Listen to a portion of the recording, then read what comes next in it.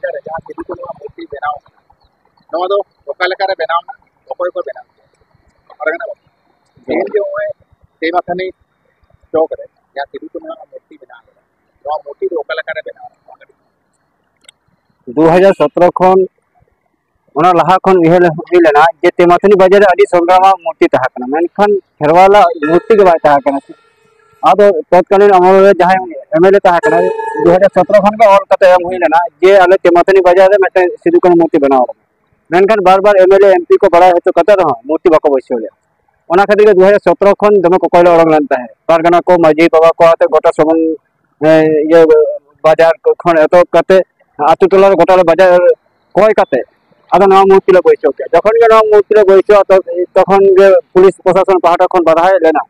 मेनखान बाको बना होचो आले आले 28 मार्च रे डिक्लेरेशन के जे 28 मार्च रे आले बैसो मेनखान बाको बैसो होचो आले जुरते आले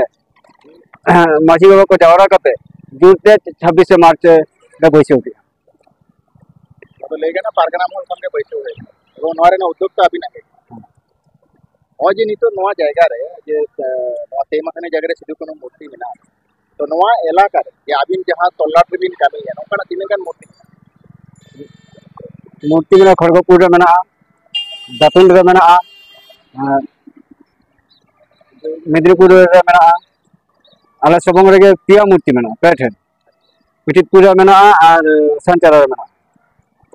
नवा को आबिना उद्योग नवा को तो आलादा भावे बेटा ये हुई रहता है अदो ओंडे दो पार्टी खन को ये किया आले दो नडले पैसे किया अरे सारा मान